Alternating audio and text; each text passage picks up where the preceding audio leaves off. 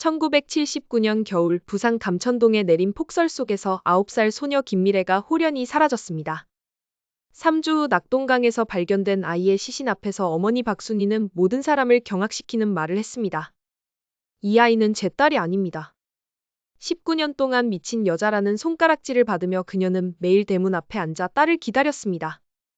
그런데 1998년 어느 날 순희에게 한 통의 소포가 도착했습니다. 발송일란에는 김미래의 엄마께라고 적혀 있었고 안에는 19년 전과 똑같은 어린아이의 글씨체로 쓰인 편지가 들어 있었습니다. 엄마, 저는 죽지 않았어요. 그냥 돌아갈 용기가 없었어요. 하지만 이 편지가 드러낸 진실은 한 가족을 19년 동안 괴롭혀온 충격적인 비밀이었습니다. 과연 미래는 정말 살아있었던 것일까요? 그리고 19년 동안 도대체 어디서 무슨 일을 겪었던 것일까요? 1979년 12월 22일 부산 감천동의 비탈진 골목길에 눈이 내리고 있었습니다. 김미래라는 9살 소녀가 학교 종업식을 마치고 집으로 향하던 그날, 아무도 예상할 수 없었던 일이 벌어졌습니다. 미래는 평소와 다름없이 헌 책가방을 메고 학교를 나섰습니다. 담임 선생님은 아이들에게 조심히 가라며 배웅했고, 미래도 작은 손으로 인사를 건넸습니다. 하지만 그것이 그녀가 보낸 마지막 인사가 될 줄은 아무도 몰랐습니다. 저녁 6시가 되어도 미래가 돌아오지 않자 어머니 박순희는 불안감에 휩싸였습니다. 미래야, 어디 있니? 그녀의 목소리가 차가운 겨울 공기 속에서 울렸습니다. 아버지 김동철은 아이가 친군에서 놀고 있겠다며 달랬지만 어머니의 가슴 속 불안은 점점 커져만 갔습니다. 밤 11시, 마을 사람들이 모두 나서서 수색을 시작했습니다. 손전등 불빛이 어둠을 가르며 낙동강 하류 일대를 비춰봤습니다. 그리고 새벽 1시, 누군가가 외쳤습니다. 여기요. 여기 가방이 있어요. 낙동강 지류의 작은 개울에서 진흙에 파묻힌 채 미래의 책가방이 발견되었습니다. 가방은 물에 흠뻑 젖어 있었고 안에서 나온 공책의 마지막 페이지가 펼쳐져 있었습니다. 그 페이지에는 서툰 글씨로 이렇게 적혀 있었습니다. 엄마, 오늘 저한테 큰일이 생겼어요. 순이는 그 공책을 보는 순간 온몸에 힘이 빠져 땅에 주저앉았습니다. 차가운 눈밭에 무릎을 꿇은 그녀의 입에서는 작은 신음만이 새어나왔습니다. 미래야, 미래야. 남편 동철이 그녀의 어깨를 붙잡으며 진정하라고 했지만 순이의 눈에서는 이미 절망의 눈물이 흘러내리고 있었습니다. 수색은 계속되었습니다. 마을의 모든 어른들이 나섰고 심지어 울산에서 경찰경까지 동원되었습니다. 하지만 미래의 흔적은 그 가방 말고는 어디서도 찾을 수 없었습니다. 그로부터 3주가 지난 1980년 1월 12일 낙동강 하류에서 끔찍한 발견이 있었습니다. 조개를 캐던 한 어부가 강변 갈대밭에서 아이의 시신을 발견한 것입니다. 시신은 이미 많이 부패한 상태였고 겨울 강물에 오래 잠겨 있었던 탓에 얼굴을 알아보기 어려웠습니다. 미래 어머니가 도착하셨습니다. 부산 동네 경찰서 안치실에서 경찰관의 목소리가 울렸습니다. 순이는 떨리는 다리로 차가운 안치실에 들어섰습니다. 하얀 천으로 덮인 작은 몸뚱이 앞에서 그녀는 멈춰섰습니다. 확인해 보십시오. 경찰관이 조심스럽게 천을 들춰냈습니다. 그 순간 순이의 몸이 휘청거렸습니다. 남편이 황급히 그녀를 붙잡았습니다. 하지만 놀라운 일이 벌어졌습니다. 순이는 시신을 바라보며 고개를 좌우로 흔들기 시작했습니다. 아닙니다. 이 아이는 우리 미래가 아니에요. 그녀의 목소리는 의외로 침착했습니다. 주변의 모든 사람들이 당황했습니다. 남편 동철은 순이야, 정신 차려. 이게 미래야라고 다그쳤지만 순이는 계속 고개를 저었습니다. 제가 낳은 아이인데 제가 모르겠어요. 이 아이는 미래가 아닙니다. 순이의 목소리에는 확신이 담겨 있었습니다. 경찰관들과 마을 사람들은 서로를 바라보며 속삭였습니다. 미래 엄마가 충격을 받아서 저러시는구나. 현실을 받아들이지 못하는 거야. 그날 밤 순이는 혼자 안치실에 남았습니다. 다른 사람들은 모두 집으로 돌아갔지만 그녀만은 차가운 의자에 앉아 시신을 바라보고 있었습니다. 새벽 2시가 되어서야 그녀는 입을 열었습니다. 미안해, 아가야. 내가 누구인지는 모르지만 너도 누군가의 소중한 아이였을 텐데. 그녀는 작은 시신에게 고개를 숙였습니다. 하지만 넌 내 미래가 아니야. 내가 확신해요. 장례는 초라하게 치러졌습니다. 마을 사람들은 그래도 장례는 지내야지라며 돈을 모았고 순이는 묵묵히 절차를 따랐습니다. 하지만 그녀는 한 번도 울지 않았습니다. 조문객들이 미래가 하늘나라에서 편히 쉬고 있을 거라고 위로의 말을 건넬 때마다 순이는 고맙다고만 답했습니다. 장례를 마친 후 순이의 행동은 더욱 이상해졌습니다. 그녀는 매일 아침 대문 앞 평상에 앉아 미래의 작은 외투를 무릎에 놓고 길을 바라봤습니다. 지나가는 사람들에게는 미래 못 보셨어요라고 물었습니다. 미래 엄마, 미래는 이미 마을 사람들이 말을 시작하면 순이는 고개를 저으며 아니에요. 미래는 살아있어요. 제가 느껴져요라고 대답했습니다. 남편 동철은 점점 참을성을 잃어갔습니다. 순이야, 이제 그만해. 미래는 죽었어. 우리가 장례까지 지냈잖아. 그의 고함 소리에도 순이는 흔들리지 않았습니다. 당신이 뭘 안다고요? 제가 낳은 아이인데 제가 모르겠어요. 이런 생활이 2달 가까이 계속되자 동철은 큰 결심을 했습니다. 그는 형님들과 상의한 후 순이를 광주의 한 정신병원에 입원시키기로 했습니다. 지금 상태로는 정상적인 생활이 불가능해. 치료를 받아야겠어. 1980년 3월 15일 비가 내리는 날이었습니다. 순이는 짐을 꾸리며 미래의 사진 한 장을 가슴에 품었습니다. 그 사진 뒤에는 미래의 글씨로 이렇게 적혀 있었습니다. 엄마가 제일 예뻐요. 미래야, 엄마가 잠깐 다녀올게. 기다리고 있어. 순이는 빈 방에 대고 말했습니다. 그리고 남편의 손에 이끌려 집을 나섰습니다. 19년이라는 세월이 흘렀지만 박순이에게는 마치 어제 일처럼 생생했습니다. 1998년 4월 그녀가 살고 있는 낡은 연립주택은 부산 사하구 끝자락에 자리 잡고 있었고 앞으로는 좁은 골목길이 이어져 있었습니다. 봄바람이 불면 벚꽃잎들이 그 길 위로 흩날렸지만 순이의 마음속은 여전히 겨울이었습니다. 할머니, 어깨가 또 결리시죠? 순이는 60대 할머니의 어깨에 뜨거운 찜질팩을 올려주며 부드럽게 말했습니다. 마을 사람들은 그녀를 안마사 아줌마로 알고 있었습니다. 물리치료와 마사지로 근근히 살아가는 홀어머니. 하지만 그들이 모르는 것이 있었습니다. 매일 밤 순이는 딸에게 편지를 썼다는 것을. 미래야, 오늘은 내 28번째 생일이야. 희미한 전구 아래 순이의 펜이 종이 위를 미끄러졌습니다. 엄마가 미역국을 끓였어. 내가 좋아하던 북어포도 넣었고. 그녀의 목소리는 빈방 안에서 공허하게 울렸습니다. 19년 동안 그녀는 미래의 생일마다, 명절마다, 첫눈이 오는 날마다 편지를 써왔습니다. 총 267통의 편지가 서랍 속에 차곡차곡 쌓여 있었습니다. 집 한 작은 방 하나는 온전히 미래를 위한 공간이었습니다. 9살 때 입던 교복이 그대로 걸려 있고 책상 위에는 미래가 쓰던 연필과 지우개가 먼지를 뒤집어 쓴 채 놓여 있었습니다. 벽에는 미래의 상장들이 붙어 있었고 서랍 속에는 미래가 주워왔던 예쁜 조개 껍데기들과 말린 꽃잎들이 보관되어 있었습니다. 마을 사람들의 수근거림은 19년이 지나도 계속되었습니다. 저 여자 아직도 죽은 딸 때문에 정신이 나갔어. 남편도 재혼했고 큰아들도 연락을 안 한다던데. 딸 죽은 충격으로 현실을 받아들이지 못하는 거야. 하지만 순이는 신경 쓰지 않았습니다. 그들이 뭐라고 하든 그녀만의 확신이 있었습니다. 전 남편 김동철은 재혼을 했습니다. 큰아들 준수는 대학을 졸업한 후 서울에서 직장을 구했고 어머니와는 연락을 끊었습니다. 정신병자 엄마를 둔 것이 부끄러웠던 것입니다. 명절에도 오지 않았고 생일 인사도 하지 않았습니다. 순이는 혼자가 되었습니다. 하지만 그녀에게는 여전히 미래가 있었습니다. 마음속에 그리고 매일 밤 쓰는 편지 속에. 4월 18일 월요일 오후 순이가 마당에서 빨래를 널고 있을 때 택배기사가 오토바이를 타고 왔습니다. 박순이 씨, 소포 왔어요. 그는 언제나처럼 건성으로 소포를 건네주었습니다. 순이는 평소처럼 건강식품 광고나 시제품이겠거니 생각하며 소포를 받았습니다. 하지만 그 순간 그녀의 손이 멈췄습니다. 소포 상자가 이상했습니다. 낡고 누렇게 변색된 상자에 손으로 직접 쓴 주소가 적혀 있었습니다. 그리고 받는 사람에는 이렇게 적혀 있었습니다. 박순이님, 김미래의 어머니께. 순이의 심장이 거칠게 뛰기 시작했습니다. 손이 떨려서 상자를 제대로 잡을 수 없었습니다. 그녀는 급히 집 안으로 들어가 방문을 잠갔습니다. 전등을 켜고 떨리는 손으로 상자를 뜯었습니다.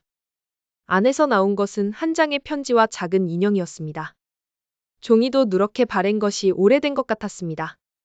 그리고 그 편지의 글씨를 본 순간 순이는 숨이 멎는 듯 했습니다. 서툰 어린아이의 글씨체, 미래의 글씨체였습니다. 엄마, 저는 죽지 않았어요. 그냥 돌아갈 용기가 없었어요. 그 사람이 제게 새로운 삶이라고 했어요. 저는 어떻게 거부해야 하는지 몰랐어요. 하지만 이제 저는 용기를 내볼 거예요. 엄마, 제발 항상 그 다리에서 기다려주세요. 강 근처에 있는 그 다리에서요? 편지는 거기서 끝났습니다. 서명도 없었고 날짜도 없었습니다. 하지만 그 글씨, 그 말투, 모든 것이 미래 그 자체였습니다. 순이는 편지를 가슴에 꼭 안고 바닥에 주저앉았습니다. 19년 동안 참았던 눈물이 마침내 터져 나왔습니다. 미래야, 미래야. 그녀의 울음소리가 빈집 안을 가득 채웠습니다. 기쁨인지 슬픔인지 알 수 없는 복잡한 감정이 그녀를 휘몰아쳤습니다. 살아있다는 희망과 동시에 19년 동안 어디서 무엇을 했는지에 대한 두려움이 교차했습니다. 편지를 다시 읽어보니 의문점들이 보였습니다. 종이는 분명히 오래된 것 같은데 잉크는 아직 선명했습니다. 마치 얼마 전에 쓴 것처럼. 그리고 그 사람이 제게 새로운 삶이라고 했다는 표현. 누가 미래에게 그런 말을 했다는 것일까요? 순이는 편지를 들고 마을로 나갔습니다. 택배 기사를 찾아가 물어봤습니다. 이 소포 어디서 온 거예요? 기사는 고개를 갸웃했습니다. 글쎄요. 집배소에서 받은 건데 발송지가 적혀 있지 않네요. 이상하네요. 그날 밤 순이는 잠을 이룰 수 없었습니다. 편지를 계속 읽고 또 읽었습니다. 항상 그 다리에서 기다려주세요. 미래가 말한 그 다리가 어디인지 알 것 같았습니다. 집에서 15분 거리에 있는 낙동강 지류. 그곳에 작은 돌다리 하나가 있었습니다. 미래가 어릴 때 자주 그 다리에서 놀았던 곳이었습니다. 새벽이 되기를 기다려 순이는 그 다리로 향했습니다. 19년 만에 그곳을 찾았습니다.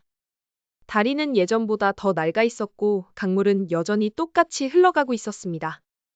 순이는 다리 위에 앉아서 기다렸습니다. 아무것도 일어나지 않았지만 그녀는 확신했습니다. 미래가 살아있다는 것을. 해가 저물어갈 무렵 순이는 집으로 돌아가려 했습니다. 그런데 그때 강 건너편 언덕 위에 누군가가 서 있는 것이 보였습니다. 모자를 깊이 눌러 쓴 사람이었습니다. 너무 멀어서 얼굴을 볼 수는 없었지만 그 사람은 순이를 바라보고 있는 것 같았습니다. 미래야, 미래니. 순이가 일어서 손을 흔들었습니다. 하지만 그 순간 그 사람은 돌아서서 사라져버렸습니다. 순이는 급히 강을 건너려 했지만 다리가 너무 멀었습니다. 그녀가 돌아서 다리 쪽으로 뛰어갔을 때 이미 그 사람은 온데간데 없었습니다. 그날 밤 순이는 새로운 편지를 썼습니다. 미래에게 보내는 268번째 편지였습니다. 미래야, 엄마가 내 편지를 받았어.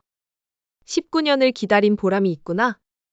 엄마는 매일 그 다리에서 기다릴게. 내가 돌아올 그날까지. 순이는 편지를 받은 지 사흘째 되는 날 마침내 결심을 굳혔습니다. 미래가 어디 있는지 알아내야 했습니다.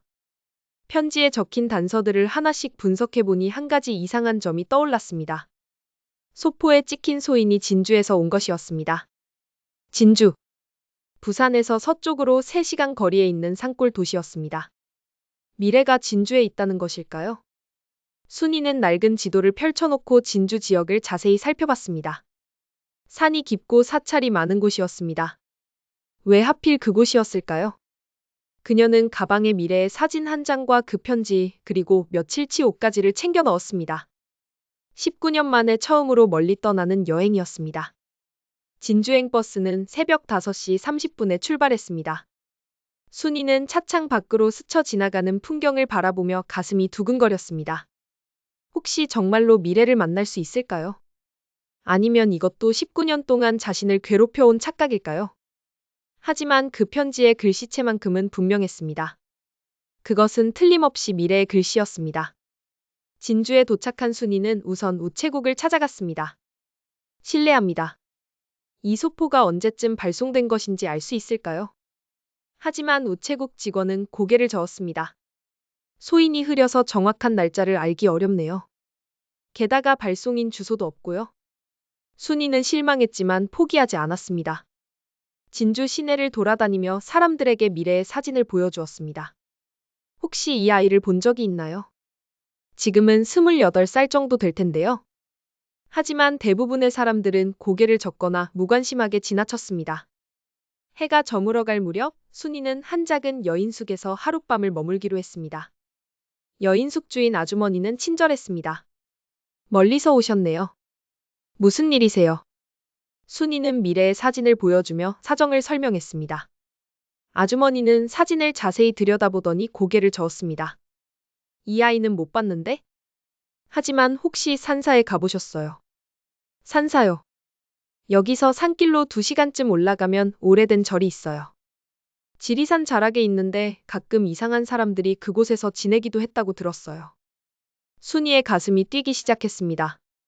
다음 날 새벽 일찍 그녀는 아주머니가 가르쳐준 산길을 따라 올라가기 시작했습니다. 길은 험했고 중간중간 무너진 석축들이 옛길임을 알려주고 있었습니다. 2시간 가까이 올라가자 정말로 고즈넉한 산사가 나타났습니다. 한적하고 조용한 절이었지만 아직 스님들이 거주하고 있는 것 같았습니다. 누구세요? 갑자기 뒤에서 목소리가 들렸습니다. 순이가 돌아보니 60대로 보이는 스님이 빗자루를 들고 서 있었습니다. 아, 놀라셨겠네요. 저는 이곳에서 지내는 정관이라고 합니다. 순이는 급히 인사를 했습니다. 안녕하세요. 저는 잃어버린 딸을 찾고 있습니다. 그녀는 미래의 사진을 꺼내 보여주었습니다. 혹시 이 아이를 본 적이 있으신가요? 정관 스님은 사진을 받아들고 유심히 바라봤습니다. 그의 얼굴에 놀라운 표정이 스쳤습니다. 이 아이가 정말 따님이신가요? 네. 혹시 아시나요? 순이의 목소리는 떨렸습니다. 스님은 한숨을 깊게 쉬었습니다. 그렇다면 따라오세요. 그는 순이를 요사체 쪽으로 안내했습니다. 여기서 한 아이가 살았습니다. 아마 80년대 초반부터였을 겁니다. 순이의 심장이 터질 듯 뛰었습니다. 그 아이의 이름은 수진이었습니다. 하지만 제 생각에는 그게 진짜 이름이 아니었던 것 같아요. 스님은 낡은 나무 평상에 앉으며 계속했습니다. 한 여자가 그 아이를 데리고 왔어요. 자신이 아이의 이모라고 했습니다. 아이가 부모를 잃어서 돌봐야 한다고 했죠. 그 여자는 어떤 사람이었나요? 조민영이라고 했습니다. 30대 후반쯤으로 보였고 매우 차분한 사람이었어요. 아이와 함께 저 작은 방에서 살았습니다. 스님은 요사체의 한 방을 가리켰습니다. 하지만 이상했어요. 아이는 항상 두려워했거든요. 특히 큰 소리가 나면 몸을 떨었습니다. 순이는 숨이 막혔습니다. 그 아이는 지금 어디에 있나요? 스님의 얼굴이 어두워졌습니다. 안타깝게도 1992년에 사라졌습니다. 어느 날 갑자기 아이만 없어진 거예요. 조민영은 한 달 동안 미친 듯이 아이를 찾았지만 결국 찾지 못하고 병에 걸려 죽었습니다. 죽었다고요? 순이의 다리에서 힘이 빠졌습니다. 네. 간암이었어요. 걱정이 너무 컸던 것 같습니다. 스님은 안타까운 표정을 지었습니다. 그런데 이상한 건 아이가 사라지기 전에 자꾸 중얼거렸다는 거예요. 집에 가고 싶다, 엄마를 보고 싶다고 말이죠. 순이는 눈물을 참을 수 없었습니다. 미래가 19년 동안 이곳에서 이런 상황에서 살고 있었다는 것이 믿어지지 않았습니다. 그런데 왜 집으로 돌아오지 않았을까요? 그 아이는 무언가를 매우 두려워했어요. 스님의 목소리가 낮아졌습니다. 조민영이 자꾸 말했거든요. 집에 가면 다시 나쁜 일이 생긴다고, 여기서 조용히 살아야 안전하다고 말이에요. 순이는 그 말을 듣는 순간 무언가를 깨달았습니다. 19년 전 미래가 사라지기 전에 겪었던 일들이 떠올랐습니다. 남편의 폭언, 미래가 보여줬던 위축된 모습, 그리고 마지막에 발견된 가방 속 공책에 적힌 글귀들. 스님, 혹시 그 아이가 남긴 물건이 있나요? 스님은 잠시 생각하더니 고개를 끄덕였습니다. 화재가 났을 때 겨우 건져낸 것들이 있어요. 그는 순이를 작은 창고로 안내했습니다. 창고는 본당에서 조금 떨어진 곳에 있었고 작지만 정리되어 있었습니다. 스님은 오래된 보자기 하나를 꺼내왔습니다. 이것들이 그 아이 것입니다. 보자기를 풀자 작은 공책 하나가 들어 있었습니다. 표지는 바래고 모서리가 해졌지만 아직 읽을 수 있었습니다. 순이는 떨리는 손으로 공책을 펼쳤습니다. 첫 페이지에는 서툰 글씨로 이렇게 적혀 있었습니다. 1980년 4월 3일 오늘부터 수진으로 살아야 한다고 했다. 하지만 나는 미래다. 눈물이 쏟아졌습니다. 순이는 일기를 계속 읽어내려갔습니다. 엄마가 보고 싶다. 하지만 민영 언니가 말했다. 집에 가면 또 아빠가 화낼 거라고. 엄마도 같이 힘들어할 거라고. 그리고 일기의 중간쯤에서 더욱 충격적인 내용을 발견했습니다. 아빠가 엄마에게 소리치는 걸 들었다. 나 때문인 것 같다. 내가 없으면 엄마가 편할까? 민영 언니가 말했다. 나 때문에 엄마가 아프다고. 그래서 나는 여기서 참고 살기로 했다. 마지막 페이지는 1992년에 쓰여진 것이었습니다. 이제 나도 어른이 되었다. 엄마한테 가서 사과하고 싶다. 나 때문에 힘들게 해서 미안하다고. 하지만 민영 언니는 아직 위험하다고 한다. 조금 더 기다리라고. 그리고 맨 마지막 줄에는 이렇게 적혀 있었습니다. 김미래라는 본명이 또박또박 적혀 있었습니다. 순이는 공책을 가슴에 안고 흐느꼈습니다. 19년 동안 미래는 살아 있었습니다. 그리고 자신을 그리워하고 있었습니다. 하지만 동시에 무언가를 두려워하며 돌아오지 못하고 있었던 것입니다. 스님, 1992년에 아이가 사라진 후에는 어떤 일이 있었나요? 솔직히 말하면 그 후로는 소식이 없습니다. 하지만 스님은 잠시 망설이다가 입을 열었습니다. 간혹 이 근처 마을 사람들이 이상한 여자를 봤다고 했어요. 말을 하지 못하는 듯한 얼굴에 화상 자국이 있는 여자를 말이에요. 순이의 심장이 다시 뛰기 시작했습니다. 미래가 아직도 살아있을 가능성이 있다는 것이었습니다. 그녀는 며칠 동안 진주 일대를 돌아다니며 미래를 찾았습니다. 작은 마을들을 하나씩 방문하고 시장 상인들에게 물어보고 심지어 노숙자들이 모이는 곳까지 찾아갔습니다. 마침내 한 복지관에서 실마리를 찾을 수 있었습니다. 아, 그런 분 계셨어요. 복지사가 기억을 더듬었습니다. 3년 전까지 여기 와서 급식을 드시던 분인데 말씀을 거의 안 하시고 항상 혼자 계셨어요. 그런데 어느 날부터 안 보이시더라고요. 혹시 그분이 어디로 갔는지 아세요? 정확히는 모르겠지만 마산 쪽 정신병원에 입원했다는 소문을 들었어요. 그분이 가끔 머리가 아프다고 중얼거리셨거든요. 순이는 즉시 마산으로 향했습니다. 여러 병원을 찾아다닌 끝에 마침내 한 정신요양원에서 미래를 찾을 수 있었습니다. 혹시 이런 환자가 입원해 있는지 확인할 수 있을까요? 순이가 접수 담당자에게 미래의 사진을 보여주었습니다. 담당자는 사진을 유심히 바라보더니 고개를 끄덕였습니다.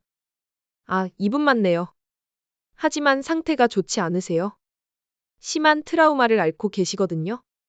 순이는 떨리는 목소리로 물었습니다. 만날 수 있을까요? 병원 안쪽 병동 맨 끝방에서 순이는 마침내 미래를 만났습니다. 작은 침대에 앉아 창밖을 바라보고 있는 여성. 짧게 자른 머리, 야윈 얼굴 그리고 왼쪽 볼에서 목까지 이어진 화상 흔적. 하지만 그 눈빛만큼은 분명히 미래였습니다. 미래야. 순이가 떨리는 목소리로 불렀습니다. 여성이 천천히 고개를 돌렸습니다. 그리고 순이를 보는 순간 그녀의 눈에 놀라움이 스쳤습니다. 엄마. 그녀의 입에서 작은 목소리가 새어나왔습니다. 순이는 더 이상 참을 수 없었습니다. 미래에게 달려가 그녀를 끌어안았습니다. 미래야, 미래야. 엄마야. 엄마가 찾았어. 하지만 미래는 어머니의 품에서 몸을 경직시켰습니다. 엄마예요. 또 꿈인가요? 아니야. 꿈이 아니야. 엄마가 정말로 왔어. 19년 만에 재회였습니다. 미래는 조심스럽게 순이의 얼굴을 만졌습니다. 정말, 정말 엄마예요. 19년 동안 매일 밤 꿈에서 봤는데. 그래, 정말 엄마야. 순이도 미래의 손을 잡았습니다. 그 손은 너무 말랐고 상처투성이었습니다. 무서웠어요. 너무 무서웠어요. 미래가 어린아이처럼 울기 시작했습니다. 아빠가 또 저를 혼낼까봐, 엄마한테도 나쁜 일이 생길까봐. 이제 괜찮아. 아빠는 더 이상 없어. 순이가 미래를 달랬습니다. 정말이에요. 미래의 눈에 희망이 스쳤습니다. 정말이야. 이제 아무도 너를 아프게 하지 않을 거야. 엄마가 지켜줄 거야. 엄마, 저 많이 아팠어요. 미래가 작은 목소리로 말했습니다. 알아, 엄마가 알아. 모든 게 엄마 잘못이야. 엄마가 너를 지켜주지 못해서. 아니에요. 미래가 고개를 저었습니다. 엄마 잘못이 아니에요. 저는 그냥 엄마가 안전하길 바랐어요. 순이는 그 말을 듣고 더욱 울었습니다. 9살 아이가 어머니를 지키려고 스스로 희생했다는 것이. 미래야, 민영 언니는? 미래의 표정이 어두워졌습니다. 돌아가셨어요. 저 때문에 너무 걱정하시다가. 아니야. 내 잘못이 아니야. 순이가 말했습니다. 민영 언니는 너를 사랑했기 때문에 그런 거야. 그 후 순이는 매일 병원을 찾았습니다. 미래의 상태는 점점 좋아지고 있었습니다. 가족이 함께 있다는 안정감이 그녀의 마음을 치유하고 있었습니다. 담당 의사는 말했습니다. 정말 놀라운 회복입니다. 가족의 사랑이 이렇게 큰 치유력을 가지고 있다는 것을 새삼 느끼게 됩니다. 한 달 후 미래는 퇴원할 수 있었습니다. 순이는 미래와 함께 작은 아파트에서 새로운 삶을 시작했습니다. 19년 만에 되찾은 딸과의 소중한 시간들. 미래는 천천히 세상에 적응해 나갔고 순이는 그런 딸을 한순간도 떠나지 않고 돌봤습니다. 어느 날 미래가 말했습니다. 엄마, 저는 19년 동안 엄마를 원망한 적이 없어요. 다만 엄마가 저를 찾고 있을까 하는 걱정만 했어요.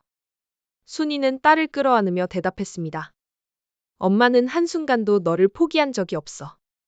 앞으로도 절대 그럴 일은 없을 거야. 미래와 순이의 이야기는 모성애의 위대함과 희생의 진정한 의미를 보여줍니다. 19년이라는 긴 세월 동안 서로를 지키기 위해 각자의 방식으로 버텨온 모녀. 어머니는 세상의 시선을 견디며 딸을 기다렸고 딸은 어머니를 보호하기 위해 스스로를 희생했습니다. 여러분은 어떻게 생각하십니까? 만약 여러분이 박순이의 입장이었다면 19년 동안 모든 사람들이 미쳤다고 할 때에도 끝까지 딸이 살아있다는 믿음을 포기하지 않을 수 있었을까요? 그리고 만약 여러분이 9살 미래였다면 사랑하는 어머니를 지키기 위해 자신의 모든 것을 포기할 수 있었을까요? 진정한 사랑은 때로는 이런 극한의 희생을 요구하기도 합니다. 여러분의 생각을 댓글로 남겨주세요.